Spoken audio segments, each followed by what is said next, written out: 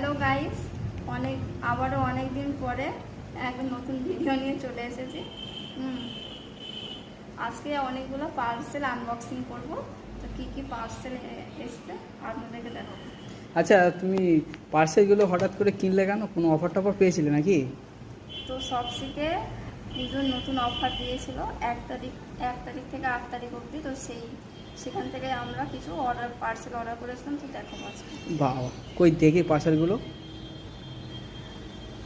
এই একটা, বাবা খুব খুশি তো। এই একটা, এই একটা, আচ্ছা, এই একটা, এই দুটো।